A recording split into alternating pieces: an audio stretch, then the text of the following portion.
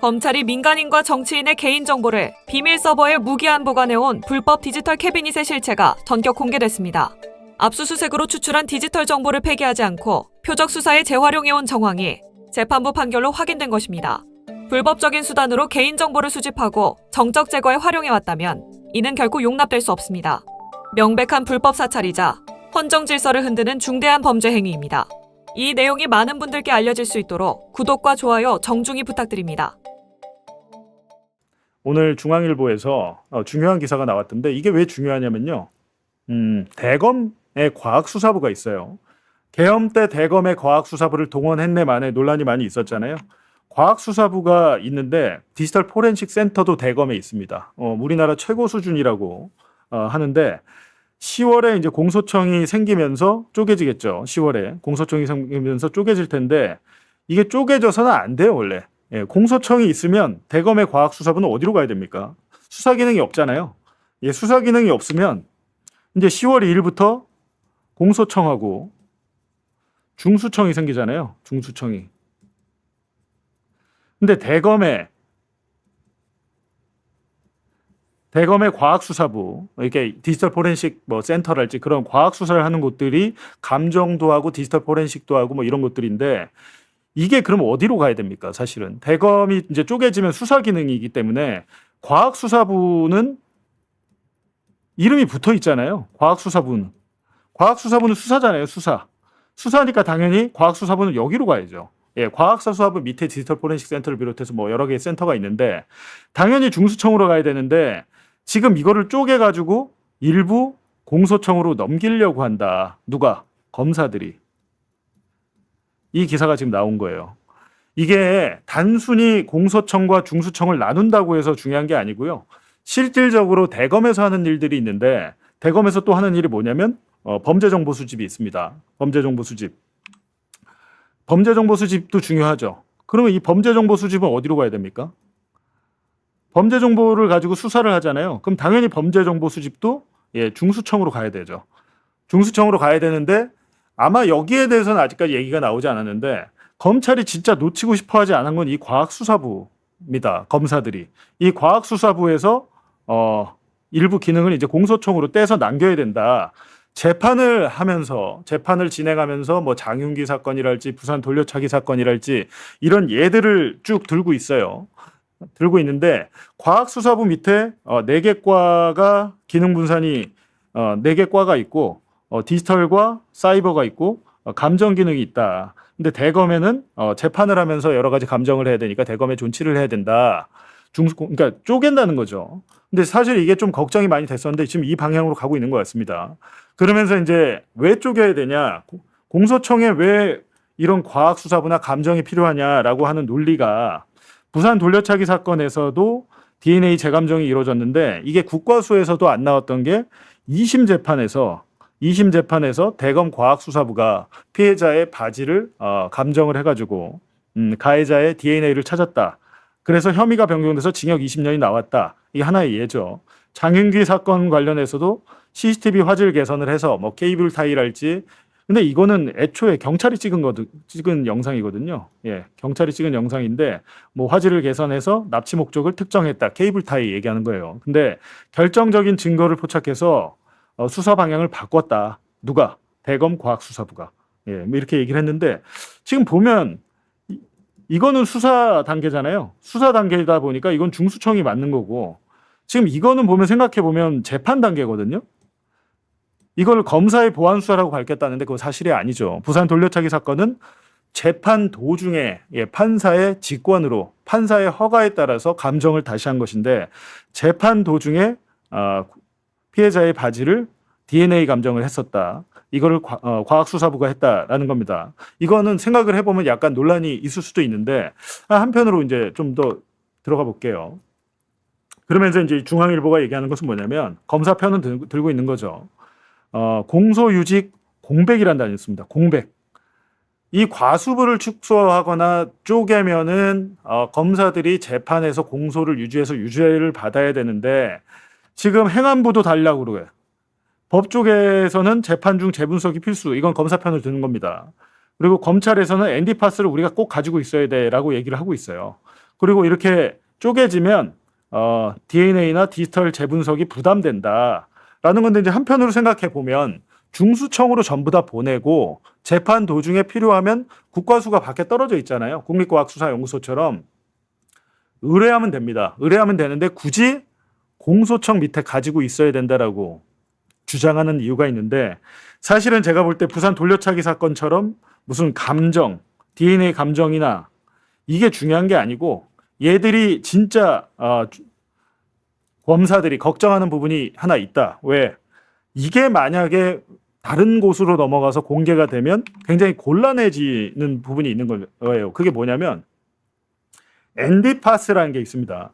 이게 엔디파스라는 게 있는데, 이게 용어예요. 그냥 엔디파스라고 있는데, 내셔널 디지털 포렌식 as a 서비스 이런 식이에요. 그러니까 국가 디지털 포렌식 뭐랄까요? 국가 디지털 포렌식 시스템 정도로 생각을 하시면 될 것 같아요. 국가 디지털 포렌식 서비스 이렇게 돼 있는데, 그러니까 우리가 휴대전화나 여러 가지 증거를 수사 과정, 압수수색 과정에서 압수하면 그것들을 디지털로 포렌식해서 디지털 정보로 만든 다음에 서버에 저장을 하는 거예요. 서버에 저장을 하는 건데, 뭘 하나를 봤더니, 그러니까 디지털 증거나 이런 것들을 단순히 저장만 하는 게 아니고 여기서 분석도 해요. 통합 분석도 하고 관리하고 클라우드로 누구든지 이제 접속해서 쓸 수 있다. 검찰뿐만 아니라 금감원이나 여러 수사기관이 공동 활용하고 있다. 근데 현재 대검이 이거 운영을 하고 있어요. 여기 예산이 엄청 많이 들어갑니다. 근데 우리는 잘 몰라요, 이거에 대해서. 검찰의 디지털 포렌식 서비스를, 그러니까 디지털 포렌식을 하는 건 알겠는데 이런 서버가 있었어? 근데 여기 무슨 자료가 있냐? 휴대전화나 PC, 이메일, 파일, 통화, 계좌 내역. 그러니까 압수를 통해서 확보한 모든 증거를 디지털화한 다음에 이 서버에다가 저장을 하는 겁니다. 근데 이게 왜 문제가 되냐라고 하면은,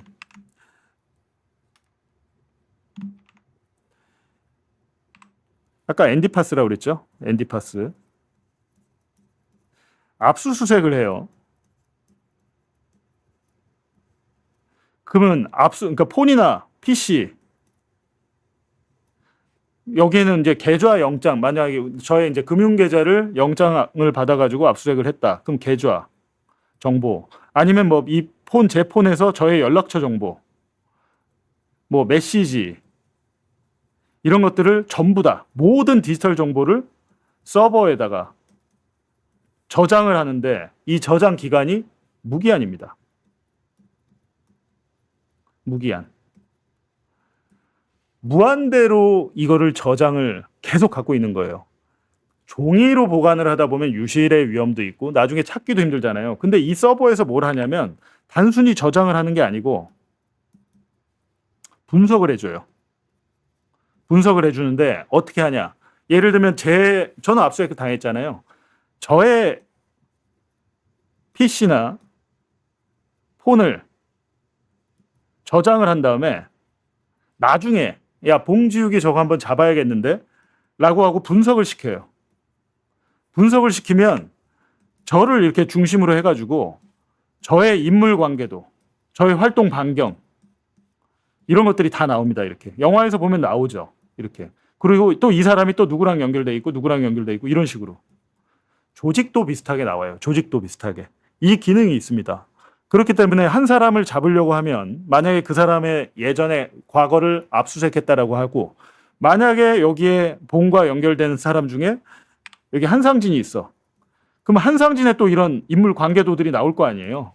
이런 식으로 해가지고 무한정으로 엮어나갈 수 있습니다. 무한정으로. 이게 굉장히 무서운 거예요. 그렇게 해가지고 제가 한상진 기자와 아는데 한상진 기자의 아는 사람이 범죄를 저질렀으면 이 라인을 타고 들어와가지고 저까지 엮어가지고 한번 작업을 해볼 수 있는 여지가 생기는 거죠. 이게 굉장히 무서운 겁니다. 일종의 말해서 지금 말씀하셨듯이 불법 사찰인데 이 사찰 정보를 보관하고 있다가 필요하면 언제든지 꺼내 쓸 수 있다라는 겁니다. 그래서 검찰이 이 엔디파스를 반드시 지금 사수하려고 굉장히 노력을 하고 있다. 근데 반대로 이거는 공소청에 절대 검사들 손에 맡겨서는 안 되고 이참에 이 엔디파스를 이제 분리해서 중수청으로 가져와서 여기에 뭐가 있는지를 다 들여다봐야 됩니다. 여기에 우리의 상상 이상의 것들이 다 들어있어요. 그러니까 뭐라고 합니까? 빅아이라고 해야 되나? 하여튼 대한민국 거의 모든 사람이 한 5번, 6번, 7번의 관계를 거치면 다 거의 다 엮이는데 이 엔디파스 시스템에서 이런 사찰 정보들을 평소에 계속해서 보관해왔다. 이건 여태까지 우리가 잘 몰랐잖아요. 예, 몰랐는데 실제로 그러면 어떤 일이 있었는지 한번 볼게요.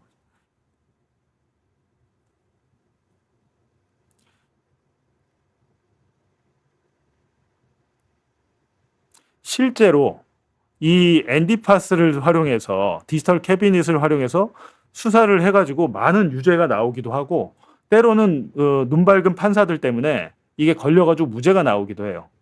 그 중에 한 예가 뭐냐면 이게 지금 뉴스버스 보도인데 송영길 사건, 송영길 지금 대표 사건, 전 대표 사건 디지털 캐비닛을 활용한 불법 수사였다라고 지금 나와 있죠. 제목이. 그리고 이게 뭐냐면 이게 결국에는 송영길 대표가 대법원에서 이제 파견해서 무죄를 받았잖아요. 예, 2심에서도 무죄 받고 확정이 됐는데 이 디지털 캐비닛에 저장했던 정보를 압수는 영장에 의해서만 해야 되고 그때그때 해야 됩니다. 작년에 압수했던 거를 그 사건을 끝나면 그 자료는 없애야 되는데 작년에 압수했던 디지털 정보를 이 서버에다가 계속 저장해 놨다가 필요하면 꺼내 쓴 거죠. 송영길 대표가 전 대표가 송영길 후보가 무죄를 받은 게 이 디넷 디지털 캐비닛에 저장했던 정보를 검사가 꺼내 썼다는 것을 판사가 알아버린 겁니다. 그래서 판결문에 아예 이 먹사연 송영길의 그 외곽 조직 있잖아요. 먹고 사는 문제 연구소에 이 증거들은 검사가 새롭게 압수한 게 아니고 옛날에 디넷에 보관해왔던 캐비닛에 보관해왔던 것이라 이번에 증거로 못 써. 증거 효력이 없어. 돈봉투 사건이나 노웅래 사건 등도 불법 보관된 디넷 정보를 재활용한 거야 라고 판결이 된 겁니다. 이렇게 돼서 송영길 대표는 굉장히 운 좋게 무죄가 됐지만 대부분은 본인이 또 법조인이잖아요. 정치인이고 거물급이기 때문에 이게 무죄가 나왔지 대부분은 유죄가 나와요. 이것 때문에 아마 그 성매매랄지 뭐 여러 가지 범죄를 저지른 사람들 많은 사건들이 있어요. 실제로 이 디지털 캐비넷 디넷을 활용한 여러 불법 수사들이 무죄가 나올 때도 있지만 유죄가 나올 때가 상당히 많다라는 겁니다. 근데 이게 언제 처음에 알려졌냐라고 하면 이 뉴스버스의 이진동 기자가 저랑 같이 수사를 받았거든요. 예, 저랑 같이 수사를 본인이 경험을 하면서 여러분 아마 기억하시는 분들도 계실 텐데 본인이 수사를 받다가 이걸 알게 된 겁니다. 예. 이 디넷의 존재를 우리가 잘 몰랐는데 사실은 이거 검사 수사관들도 특수부 외에는 아마 잘 모를 거예요. 이런 게 있다는 거를. 특수부 수사 외에는 일반 형사부 검사가 이런 일을 잘 하지 않습니다. 이 디넷을 저희가 이제 그 당시에 압수해 2023년 9월부터 저희가 수사를 받았잖아요. 당시에 이제 저희 뉴스타파와 저 그리고 뉴스버스의 그 이진동 기자도 같이 수사를 받았는데 이겁니다. 지금 이거를 이진동 기자가 검찰청에서 디지털 포렌식을 하게 되면 이렇게 수사관이랑 앉아가지고 컴퓨터 화면에서 내 휴대전화에서 나온 정보들을 쭉 놓고 보거든요. 예, 보면서 이거는 저희가 증거로 가져갈게요. 이거는 안 가져갈게요. 이런 식으로 골라요. 이걸 증거 선별 작업이라고 하는데 이게 바로 그 사건입니다. 이때 당시에 이진동 기자가 베테랑 기자잖아요. 그러니까 알아버린 거예요. 뭔가 좀 이상하다. 목록에 없는 전자정보에 대한 지위. 원래는 증거를 선별하면 나머지는 폐기를 해야 돼요. 폐기. 근데 폐기를 안 하고 이렇게 한 겁니다. 목록에 없는 전자정보에 대한 지위 해놓고 여기 보면 전자정보를 복제한 파일과 사건 관련된 전자정보만 선재하여 복제한 파일 모두 업무관리 시스템에 등록하여 보존하고 여기 지금 말하는 업무관리 시스템이 여기 보는 업무 관리 시스템이 아까 본 엔디파스입니다. 엔디파스. 여기에다가 보존을 한다고 돼 있잖아요. 그러니까 폐기를 해야 되는데 폐기하지 않고 서버에 보관한다는 건데 이거 보면 아시겠어요? 무슨 뜻인지? 모르잖아요. 이거 무슨 뜻이야? 여기다 사인하라고 하거든요. 못 모르고 사인을 합니다. 대부분 우리는 못 모르고 사인을 하는데 이렇게 정보 마치 그러니까 불법이잖아요. 불법인데 이 불법을 합법을 가장해서 이렇게 만들어 버려요. 자기들은 사인 받았다, 동의 받았다 이렇게 나올 거거든요. 근데 이 자체가 불법이기 때문에 안 되는 일입니다. 안 되는 일인데 이진동 기자가 저희 수사 받을 때 이걸 알아가지고 디넷의 존재를 처음으로 보도를 했고 나중에 어떻게 보면 이 디넷의 존재가 알려지면서 이진동 기자는 기소가 안 됩니다. 이진동을 기소해봐야 이진동에 대한 증거들은 전부 다 불법 증거가 드러나 버렸잖아요. 그러니까 이진동 기자는 윤석열 명예훼손 사건에 저랑 같이 수사를 받았는데 이진동은 이제 기소를 못해요. 검찰이. 되게 웃기는 일이죠. 그리고 이 일이 있고 나서 얼마 지나지 않아서 송영길 노웅래가 무죄를 받죠. 예, 이 디넷 때문에. 근데 이제 저 같은 경우에도 똑같이 당했습니다. 저는 아예 이런 서류도 안 줬어요. 저 같은 경우에는 이런 서류도 안 줬는데 나중에 저도 이제 알게 된 거죠. 제가 당시에 휴대전화를 아이폰하고 갤럭시 2대를 압수를 당했는데 이거는 이제 반환을 했어요. 반환을 해줍니다. 돌려줬는데 이 아이폰을 영장 없이 이 아이폰을 돌려주고 아이폰에서 추출한 정보를 영장 없이 재압수했어요. 재압수가 뭐냐면 그 정보를 버리지 않고 폐기를 해야 됩니다. 그러니까 여러분께서 만약에 수사받을 일은 별로 없겠지만 경찰이나 검찰에 가서 내 휴대전화를 압수를 당하시잖아요. 당하시면 디지털 포렌식이란 걸 해가지고 휴대전화에 있는 정보를 다 추출을 한 다음에 불러요. 자, 여기서 우리 증거를 한번 따져봅시다. 이거 증거 우리가 가져갈게요. 라고 하면서 때로는 엄청 싸우게 됩니다. 이게 무슨 증거냐라고 해서 막 싸우게 되는데 그때 딱 사건과 관련 있는 것만 증거로 가져갈 수 있어요. 사건과 관련 있는 것만. 근데 만약에 사건과 관련 있는 걸 추려요. 그걸 선별이라고 하는데 선별을 한 다음에 나머지는 전부 다 폐기를 해야 됩니다. 근데 폐기를 안 하고 보관을 한다는 거예요. 이 절차에 대해서 잘 알고 계셔야 됩니다. 모르고 있으면 그냥 내 정보가 영원히 서버에 올라가게 된다라는 겁니다. 하여튼 송영길 후보는 지금 당대표 후보 나올 수 있었던 것도 이런 과정이 있었다는 겁니다. 이런 과정이 있었기 때문에 무죄가 나올 수 있었다. 근데 검찰이 지금 이 엔디파스를 사수하려고 밑밥을 깔고 있어요. 밑밥을. 여기에 대해서 우리가 좀 잘 알고 있어야 된다는 겁니다.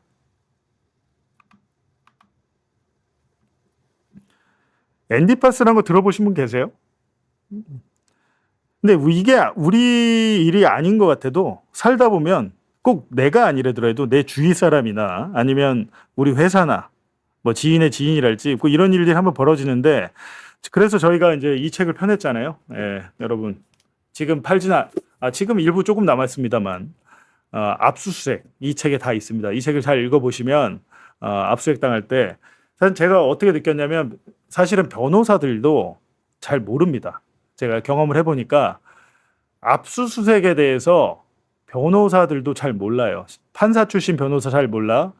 검사도 형사부 출신 검사들 잘 몰라요. 이런 엔디파스, 디지털 캐비넷, 디넷의 존재 이런 거 잘 모릅니다. 근데 결국에는 우리는 돈이 많은 사람들은 김앤장도 쓰고 태평양도 쓰고 광장도 로펌을 쓰잖아요. 로펌에 있는 사람들은 디지털 포렌식 수사관을 막 채용하고 이래가지고 전문가들이 많이 있습니다. 돈이 많은 사람은 몇억, 몇십억을 주고 그런 로펌을 고용하지만 우린 돈이 없으니까 스스로 잘 알고 있어야 되고 이번에 이제 대한민국 국민이 검찰의 디지털 캐비닛을 지금 검사들이 사수하려고 한다는 것을 많은 분들이 알게 되시면 그리고 정치인들이 이걸 알게 된다면 절대 이건 안 된다라는 겁니다. 오히려 이 캐비닛은 한번 열어봐야 돼요. 여태까지 누가 언제 어떤 것들을 영장 없이 불법적으로 이 캐비닛에 담았는지 반드시 이것도 한번 쭉 해보면 나와요. 왜 이걸 해봐야 되냐면 바로 이런 이제 사람들 때문이죠. 이런 사람들 때문에 제가 이걸 해야 된다는 거예요. 지금 이런 애들이 디지털 캐비닛을 반드시 사수해야 된다라고 할 수밖에 없는. 왜냐하면 자기들 지금 잘못하면 감옥 가거든요. 예. 강백신 검사, 강백신과 어미준 이 두 사람 지금 어미준 아시죠? 쿠팡 검사, 쿠팡 봐주려고 쿠팡 퇴직금.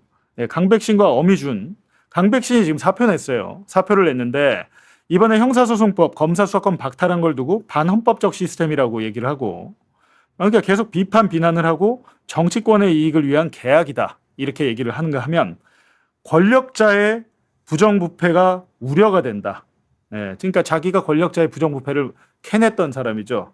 강백신이 이재명 수사한 사람이고 저희 언론인들 수사한 사람입니다. 강백신이 대장동 사건, 위례 사건, 백현동 사건, 이재명 사건 주요 사건들을 전부 다 이 강백신이 수사팀장으로 지휘를 했고, 처음에는 어미준이 지휘를 하다가 어미준이 대검 반부패 부장으로 가고, 그 다음에 그 자리를 강백신이 이어받아서 반부패 수사 1부장을 하면서 수사팀장 역할을 했어요. 지난 국정조사 때 강백신이 하는 말 기억하실 겁니다. 보신 분들 계실 건데 이 사람들은 자기들이 잘못했다고 생각을 안 합니다. 왜? 처벌을 받지 않으니까. 박상용도 지금 마찬가지죠. 박상용에 대한 지금 징계위원회 징계 확정이 모레 13일에 될 것 같은데 지금 또 난리치고 있습니다. 그러니까 검사는 범죄를 저질러도 처벌받지 않으니까 계속해서 범죄를 저지르는 거예요. 근데 그러면서 사표를 냈는데 지금 미수리가 되고 있다. 근데 왜 강백신의 사표는 왜 못 받냐면 조작 기소 특검을 하게 되면 이 사람은 피의자예요. 피의자. 주요 피의자. 그냥 피의자도 아니고 주요 피의자. 주요 피의자 한 명 더 있죠. 한동훈. 예. 한동훈이 1번이겠죠. 한동훈 1번, 뭐 이 사람은 2번 내지 3번 정도 될 텐데 이 사람은 주요 피의자이기 때문에 사표를 받을 수가 없어요. 예, 사표를 받을 수가 없어서 지금 한데 이렇게 나오는 이유는 결국엔 왜 이러느냐? 결국에는 정치권으로 가려는 게 아닌가라는 생각이 들거든요. 정치. 다음 총선을 생각해 볼 수 있겠죠. 예, 국민의힘 공천을 받으려고. 근데 정치적인 행보를 지금 하고 있잖아요. 조용히 나가면 되는데 굳이 시끄럽게 하고 있다. 근데 이 강백신을 잡을 묘안 중에 하나가 바로 그 MD파스입니다.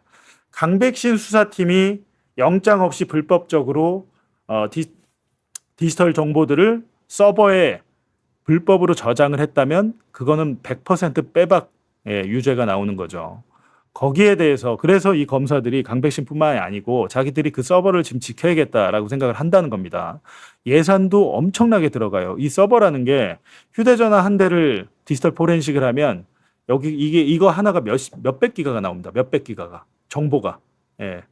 계속해서 여기서 우리는 모르지만 인터넷 창 하나를 열어도 우리가 뭐 인스타그램이나 페이스북에 접속을 해도 우리가 보는 사진들 정보 이런 거 있잖아요. 그거 다 그대로 남아 있고 유튜브 보시면 유튜브 영상을 1시간짜리를 봤다고 하면 중간중간에 그 화면 캡처들이 저장이 돼 있어요. 넷플릭스를 본다, 드라마를 봤다, 시리즈 드라마를 봤다라고 하면 중간중간에 그 화면들이 저장이 됩니다. 앱 자체에서 그런 기능이 있어요. 우리가 생각하지 못한 많은 정보들이 우리 휴대전화에서 수집을 하고 있어요. 그래서 이거를 포렌식을 해보면 옛날에 지웠는데 나 그거 본 적 없는데 하는 그 사진이나 음성 뭐 이런 것들 엄청 나오거든요. 그러니까 만약에 여러분이 수사를 받으신다라고 하면 제가 하나 팁을 드리면 여러분이 수사를 받으실 일은 없지만 덮어쓰기를 하셔야 됩니다. 덮어쓰기. 덮어쓰기가 뭐냐? 대부분 폰을 던지잖아요. 폰을 교체하잖아요. 교체를 하게 되면 내가 내 폰을 버리고 새로운 폰으로 바꾸는 거는 죄가 안 돼요. 자기가 자기 증거를 인멸하는 거 죄가 안 돼. 이번에 장윤기 사건만 봐도 친족이 아버지가 한 게 지금 죄가 안 된다고 하잖아요. 우리 친족 상례 특법 뭐 상례법이라고 해가지고 친족 상례라고 해가지고 가족이나 나와 가까운 사람들이 그렇게 증거를 인멸하는 건 죄가 안 되는데 문제는 이게 이제 증거 인멸에는 해당이 되잖아요. 이게 어떻게 되냐면 나중에 구속사유가 돼요. 구속사유가. 그래가지고 검찰에서는 내가 수사받고 있는 동안에 계속해서 저에 대한 통화 내역을 계속 뽑습니다. 통신 영장을 받아가지고 누구랑 통화했는지, 얘가 어디 있었는지. 만약에 제가 지금 있으면, 이 자리에 있으면 저와 가장 가까운, 제가 KT 쓰니까 KT 기지국이 어딘지가 나옵니다. 저의 지금 정확한 이 위치는 안 나와도 이 근방의 기지국 위치가 나오는 거예요. 위치 정보를 가져가고 통화 내역을 계속 가져가는 이유가 이 증거인멸을 잡아가지고 구속을 시키려고 하는 겁니다. 근데 우리는 이걸 잘 모르죠. 교체는 죄가 안 돼서 처벌을 안 받지만 증거로 인멸로 구속이 될 수 있다는 거예요. 그래서 이렇게 하지 마시고, 제가 생각하기에 저라면은 덮어쓰기를 하는데 어떻게 하냐. 휴대전화에 하드디스크 있잖아요. 예를 들면 그냥 녹화, 녹음 24시간 계속 틀어놓으세요. 네. 녹화, 녹음을 24시간 계속 틀어놓으면 휴대전화가 계속해서 그 정보를 하드디스크에, 휴대전화 하드디스크에, 디스크에 그 저장을 하죠. 덮어쓰기. 덮어쓰기에서 한 두세 번 정도 덮이면 복구가 안 됩니다. 디지털 포렌식이 안 돼요. 안 되기 때문에 차라리 이 방법을 쓰시는 게 더 낫다라는 겁니다. 예. 프로그램, 지금 KGF님 프로그램 아무 소용 없습니다. 플레이스토어에서 디지털 포렌식, 안티 디지털 포렌식 프로그램 뭐 2,000원, 3,000원 받고 파는 거 있죠. 저랑 한상진 기자가 다 해봤어요. 저희가 다 해봤는데 디지털 포렌식을 하니까 제가 몇 날 며칠 몇 시에 이 포렌식 앱, 안티 포렌식 앱을 깔아서 몇 번 돌렸는지까지 디지털 포렌식 하면 나와요. 나오면서 그것도 어떻게 보면 나중에 구속영장 칠 때 얘 봐라 증거인멸을 하려고 했다라고 하는 사유가 되는 겁니다. 그거 하지 마세요. 그거 사기입니다. 네. 그리고 아이폰도 디지털 포렌식을 전부 다 막을 수 있는 게 아니에요. 최신형. 지금 아이폰 몇인가요? 아이폰 한 16, 17 되나요? 최신형하고 전 버전 정도까지만 안 뚫리고 재판을 2년, 3년 받다 보면 기술이 계속해서 프로그램, 디지털 포렌식 프로그램이 업그레이드 되면서 풀려요. 재판 도중에. 실제로 1심, 2심 재판 받다가 아이폰인 줄 알고 안심했는데 검찰이 이 폰을 안 돌려주고 갖고 있습니다. 김용진 기자가 아이폰 15인가? 예, 16인가를 압수당했거든요. 언제 압수당했냐? 2023년 12월에 압수당했어요. 근데 김용진 기자의 폰을 지금까지 안 주고 있습니다. 검찰이. 왜? 그 기술이 나오면 김용진 폰 풀려고 갖고 있어요. 폰을 압수해서 언제 돌려줘야 되느냐? 우리나라 규정이 없습니다. 이것도 완전 깡패잖아요. 말도 안 되는 거잖아요. 이것도 진짜 말도 안 되는 일인데 김용진 기자의 폰은 2023년 12월에 압수해서 지금까지 주지도 않고 있다라는 겁니다. 안심하시면 안 돼요. 아이폰이라고 해서. 제일 오늘 이 방송을 보신 분들은 진짜 꿀팁을 얻어가시는 겁니다. 휴대전화 바꾸거나 폐기하지 마십시오. 잘 때도 녹화, 녹음 계속 그냥 틀어놔요. 저장과 저장을 반복하다 보면 대부분의 정보는 없어진다. 지울 건 지우고 나한테 뭐 불리하고 아니면 나의 사생활이 담겨 있어. 그럼 지워야 되잖아요. 지우는데 그냥 지우면 포렌식하면 나와버려요. 계속 덮어써야 됩니다. 녹음 녹화를 통해서. 예. 공장 초기화 한 2번 정도 하시고, 예, 2번 정도 하시고 녹음 녹화도 계속 하시고. 공장 초기화 한 번으로는 불안할 수 있습니다. 갤럭시 폰도 예전 같지 않게 최신형은 잘 안 됩니다. 디지털 포렌식이. 최신형은. 그리고 갤럭시 폴더의 보안 폴더라는 거 있잖아요. 갤럭시 폰에. 그 보안 폴더도 뚫기가 상당히 힘들어요. 근데 가장 확실한 것은 공장 초기화 한 2번 정도 하시고 녹음 녹화를 많이 하시면 디지털 포렌식화도 안 나온다라는 겁니다. 그래서 검찰이 계속해서 이런 불법 수사를 하다 보니까 내년 8월부터는 압수수색할 때 의무 녹화를 하게 바뀌었어요. 이거 저도 몰랐는데 오늘 알았거든요. 이번 형사소송법 개정이 진짜 잘 됐습니다. 이거는 반드시 해야 돼요. 왜냐하면 압수수색할 때 수사관들이 바디캠을 차고 들어와요. 저희 집 올 때도 바디캠 차고 들어왔어요. 근데 얘들이 의무가 아니다 보니까 압수수색을 저희 집에 9시간 했거든요. 근데 이 배터리가 9시간이 안 가잖아요. 하다가 배터리가 꺼지니까 자기 폰으로 찍다가 나중에는 안 찍더라고. 근데 그렇게 하면 안 되죠. 압수하는 과정에서 여러 가지 불법들이 벌어져요. 근데 우리는 녹화를 못 하잖아요. 못 하게 하거든요. 일단은 하세요. 처음에 이제 압수 들어온다. 니네도 찍으니까 저도 찍을게요. 방어권 차원에서. 변호사가 있으면 변호사가 올 때까지 압수수색 시작을 하지 말아주세요라고 얘기하고 그때는 영장도 받지 마십시오. 압수수색 영장이 오면 영장을 줄 거예요. 그걸 받지 말고 저는 잘 모르니까 변호사에게 전화를 해서 변호사가 오면 그때 영장을 하고 휴대전화도 드리겠다라고 마지막 통화를 변호사와 하세요. 변호사와 하시고 이 폰을 줄 때 잠가서 줘야 됩니다. 그 순간에 폰을 끄거나 하게 되면 한동훈처럼 되는 거예요. 그럼 이렇게 그 정진웅 검사가 막 이렇게 폰 뺏으려고 막 몸싸움이 일어났잖아요. 한동훈이가 그때 했던 일이 뭐냐면 한동훈이 아이폰이잖아요. 이게 만약 아이폰이다 그러면 한동훈은 원래 페이스 아이디로 열었어요. 이 폰을. 페이스 아이디로 맨날 열던 사람이 갑자기 변호사 쪽에 전화를 한다고 폰을 이렇게 막 본 거예요. 근데 한동훈이 꼼수를 쓴 게 아이폰을 비밀번호 놓고 풀게끔 폰을 잠근 겁니다. 폰을 껐다 킨 것 같아요. 만약에 페이스 아이디로 된 상태면 요즘 영장은 어떻게 나오냐면 판사가 얼굴로 여는 경우나 지문으로 여는 경우에는 얼굴 정보, 그러니까 생체 정보, 얼굴이나 지문 생체 정보까지 압수가 나오는 경우가 있습니다. 압수해도 좋다. 그럼 뭐냐면 제 얼굴 잡고 아이폰을 대가지고 강제로 열 수도 있는 겁니다. 판사가 그렇게 영장을 내줬다면.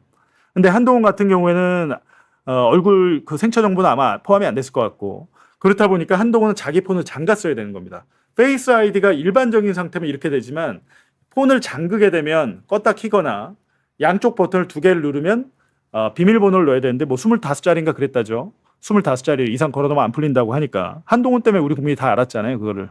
그런 일이 실제로 벌어졌어요. 이게 지금 이 압수수색 의무 녹화된 게 누구 때문에 지금 시작이 된 거냐면 이거 한동훈 때문에 된 거예요.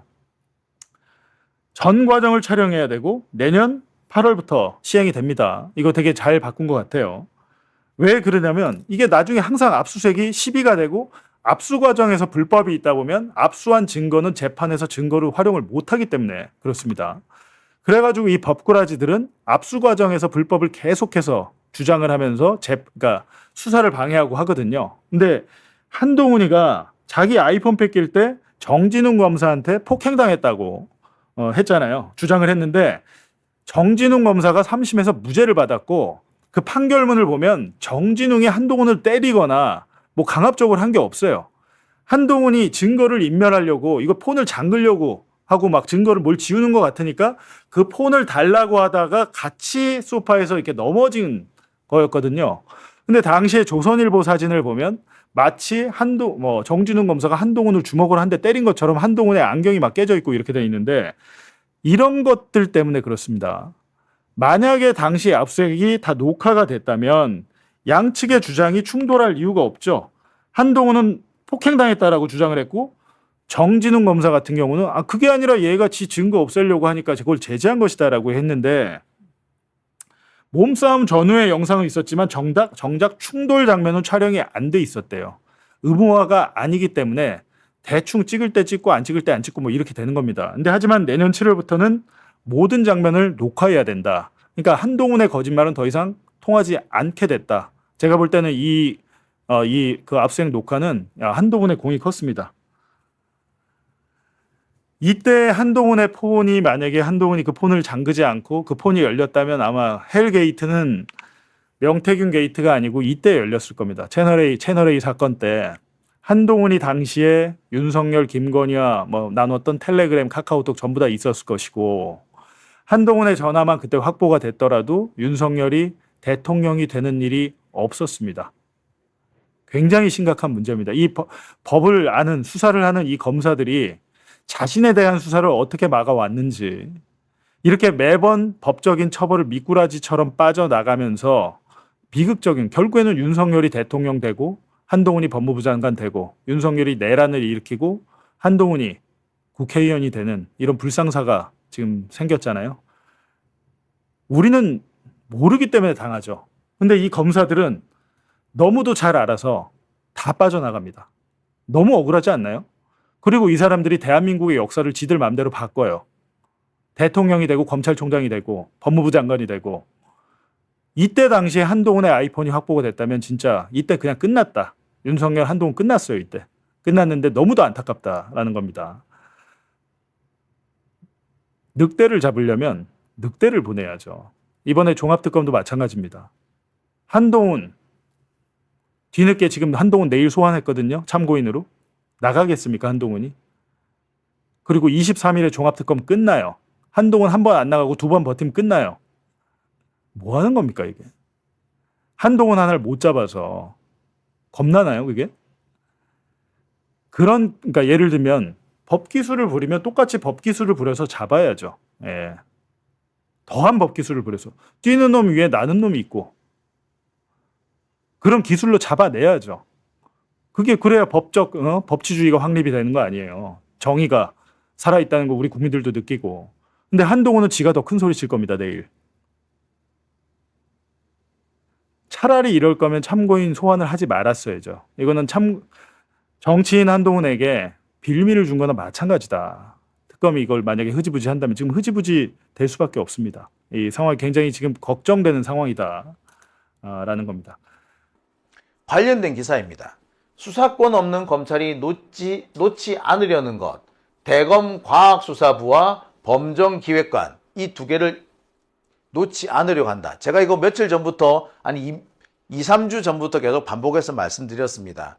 수사권이 없기 때문에 과학수사부, 수사권이 없는데 왜 과학수사가 필요해? 수사권이 없는데 범죄정보기획관이 왜 필요합니까? 범죄정보라는 것은 수사를 하기 위해서 범죄정보가 수집이 되는 거지 수사를 안 했는데 무슨 범죄정보를 따로 수집을 해요. 그죠? 자, 이걸 놓지 않으려고 합니다. 자, 범정이라고 하면 몇 가지 떠오르는 에피소드가 있습니다. 여러분, 한동훈이 그 채널A 이동재 기자와 벌였던 사건, 소위 말하는 검언유착 사건. 저는 이 검언유착이 아니라 검언야합 사건 이렇게 말하고 싶은데 이 검언야합 사건에서 한동훈의 녹취록이 나오죠. 그 녹취록에 이런 말이 나옵니다. 이동재가 뭔가 얘기를 해주려고 그러죠. 자기 취재한 내용을 막 전달해 주려고 그래요. 그러니까 한동훈이가 뭐라 그럽니까? 아, 그거 범정에 가서 얘기해. 범정이 그런 거 수집해가지고 우리한테 던져주는 거야. 그러니까 뭡니까? 한동훈한테 직접 와서 얘기하지 말고 범정을 통해서 들어오라 이거 아니야. 그러면은 네가 지금 하는 얘기 다 우리 수사에 쓸 수 있어. 뭐 이런 거예요. 자, 범정. 심지어 검사와 기자가 유착을 하는데도 필요한 게 뭐다? 범정이야. 근데 이 범정이 없어지면 검사들은 어떻게 될까요? 검사들이 지금까지 정치질을 할 수 있는 가장 큰 이유는 기자들 때문이거든. 검언유착, 제가 검언야합이라 그랬죠. 이 야합이 있었기 때문에 검사들이 정치질을 할 수 있는 겁니다. 검사들이 무슨 짓을 한다고 해도 파츠로 매주를 쓴다고 그래도 맞다 박수 쳐주는 게 그게 검언유착이거든요. 그리고 그 검언유착의 핵심이 어디냐? 그게 바로 범정이었던 거예요. 자, 그리고 대검과학수사부는 제가 며칠 전에 여러 차례 얘기를 했었죠. 자, 이 두 가지를 검찰이 절대 놓지 못하겠다, 못 놓겠다 하고 있는 겁니다. 왜? 대검과학수사부하고 대검범죄정보기획관 이거는 둘 다 수사 인프라 조직입니다. 수사를 지원하는 밑바탕이 되는 조직이야. 대검과학수사부는 휴대폰 포렌식을 한다든지 DNA 검색을 한다든지 DNA 분석하는 곳 이런 것들을 하는 데가 대검과학수사부입니다. 수사를 할 때 이 조직이 상당히 필요하죠. 수사를 할 거라면 이 조직은 반드시 있어야 됩니다. 하지만 수사를 할 게 아니면 굳이 이 조직을 가질 필요는 없어요. 만약에 검사들 말처럼 공소 유지를 위해서 과학수사부가 필요하다라고 한다면 아니 그러면 과학수사부를 왜 검찰청에도 법원에 보내면 되지. 법원 과학분석실 이렇게 하면 될 거 아니야. 이름도 법원 과학분석실 그치? 그러면 될 거 아니야. 검사들 말 맞다나 법과학부 이러면 될 거 아니야. 그죠? 그걸 왜 검찰청에도 법원에 둬야지. 검사들 말 맞다나 그게 공소유지에 꼭 필요하다면 법원에 둬야지. 안 그래요? 아무튼 이 과학수사부와 범죄정보기획관은 수사 인프라 조직입니다. 범죄정보기획관은 범죄정보 이런 걸 수집하게 돼요. 그래서 경찰들한테 정기적으로 보고를 받습니다. 심지어 경찰들을 만나서 주요 수사 정보를 건네받기도 받아요. 뿐만 아닙니다. 기자들한테 관련된 정보들을 수집하기도 합니다. 더 황당한 거 뭔지 아세요? 사찰도 합니다. 범정에서 사찰도 해. 기자들, 제일 대표적인 게 기자들을 상대로 사찰하고요. 김어준 같은 이런 유튜버를 상대로 사찰하기도 합니다. 판사들도 사찰하고 정치인도 사찰합니다. 검찰과 관련해가지고 검찰에 대한 비판을 목소리를 높이는 이런 학자들, 이런 사람들도 사찰합니다. 그러니까 검사들이 자신들의 이해관계가 얽혀있는 사람들이면 다 사찰하는데 그 사찰하는 기관이 어디라고? 범정이야. 그러니까 얘네들은 뭡니까? 수사 인프라 조직이면서 동시에 검찰이 힘을 가지는, 정치적인 파워를 가지는, 권력을 가지는 근거들이 되는 거죠. 그러니까 검사들이 이거를 놓지 않으려고 하는 겁니다. 단순히 이것들이 수사 인프라 조직이면은 수사를 안 하는데 왜 이게 필요하겠어? 넘겨주지. 하지만 이거는 수사 인프라 조직이라는 허울만, 그러니까 제목은 수사 인프라 조직인데 실제로 안에 들어가 보면은 검찰이 정치적인 영향력을 확보하기 위한 암약을 하는 뒷거래, 뒷구멍, 뒷골목 거래를 하는 바로 그런 곳이다. 그러니까 검사들이 이걸 놓지 않으려고 하는 겁니다. 검사들은요, 지금도 언젠가는 언젠가는이 아니라 조만간 검찰이 수사권을 회복할 거라고 생각해. 수사권을 곧 회복할 거니까 이런 조직이 없어지면 안 된다고 보는 거야. 그리고 수사권을 회복하기 위해서도 이런 조직이 필요하다고 봐. 왜? 이걸 가지고 뭔가 언론 플레이도 하고 자기들이 지금까지 자기들한테 불리한 사람 사찰도 여기서 해왔잖아. 예, 지금까지 검찰을 비방해왔던 장용진 같은 놈들 약점 잡아가지고 뭔가 또 언론 플레이를 하겠지. 그런 거 하기 위해서는 이게 꼭 필요할 거 아니야. 그러니까 안 놓치려고 그러는 거예요.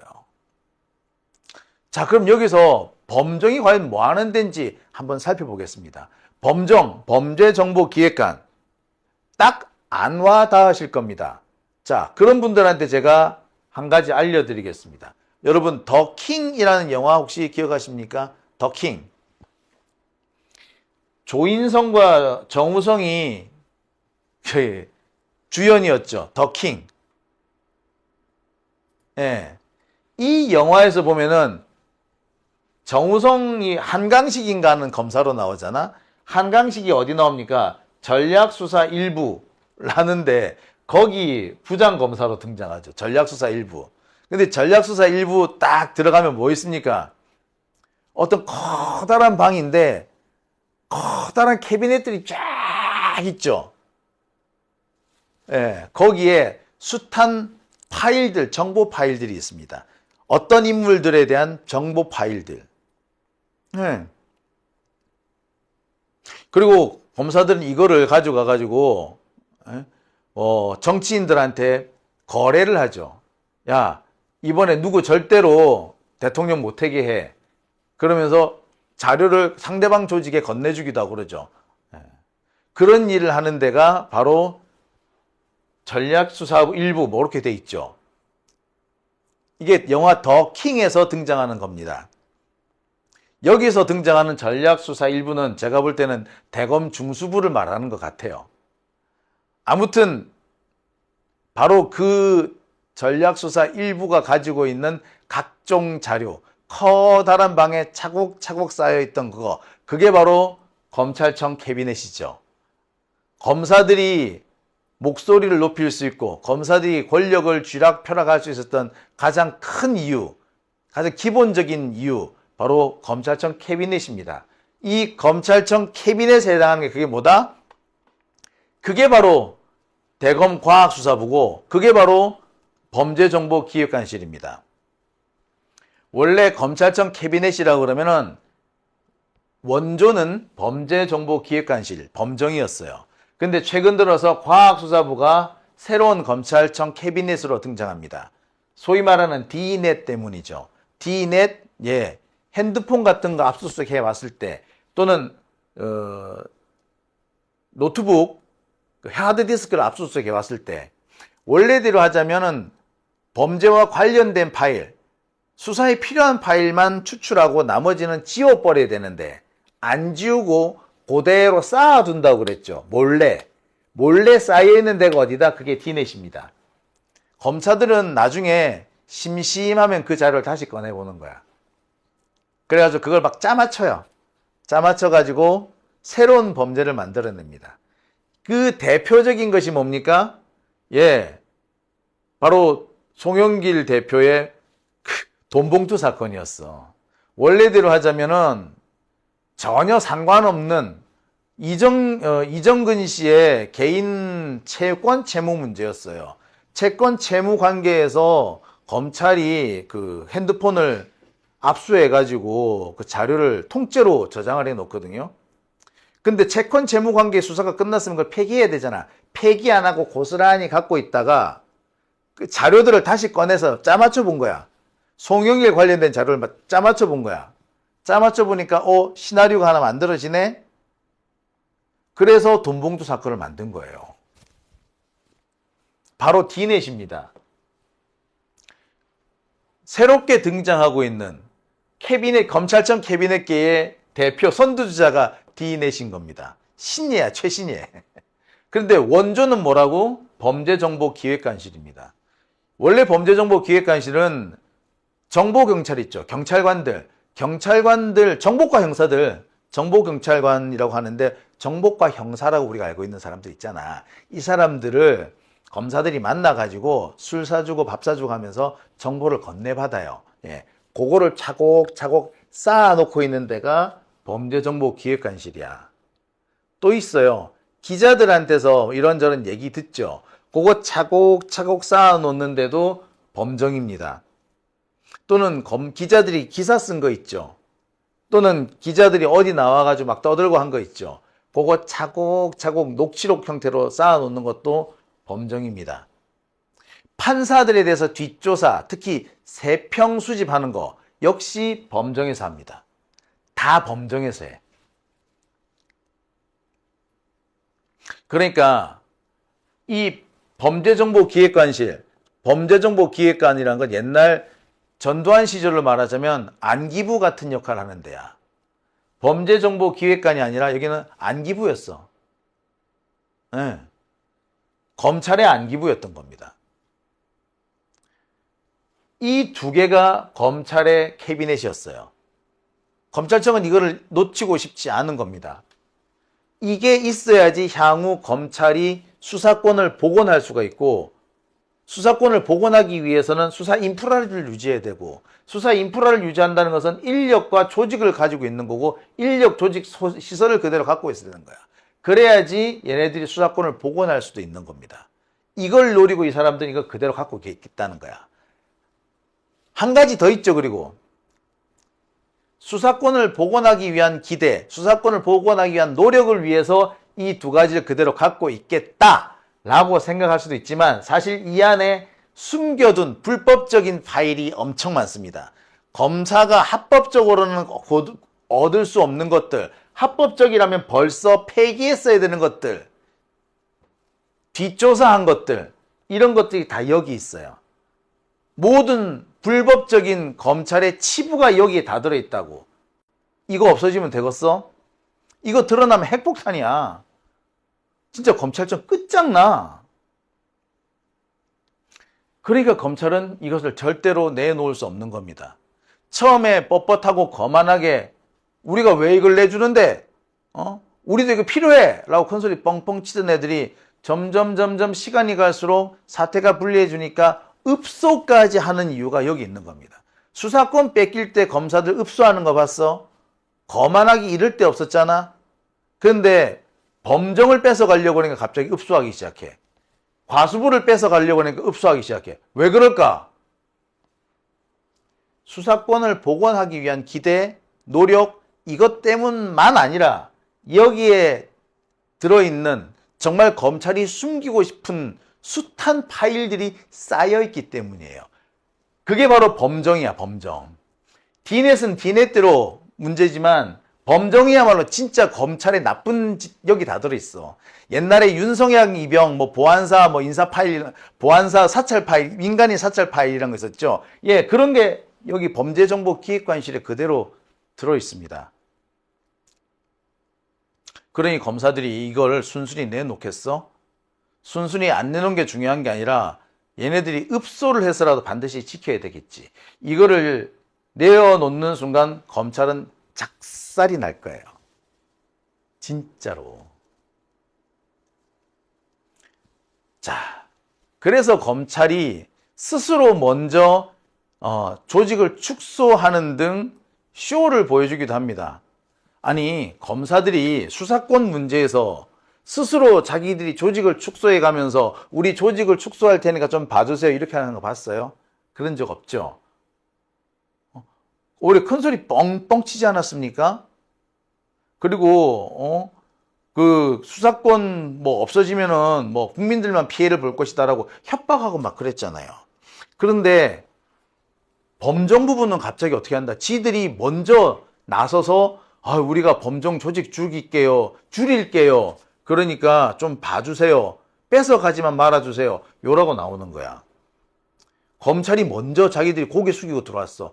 이거 우리 조직을 대폭 줄일 테니까 없애지만 말아주세요. 이러는 거예요. 이게 왜 이래? 야, 검사들이 이럴 때도 있어? 예, 그럴 때가 있네요. 왜 그렇겠습니까?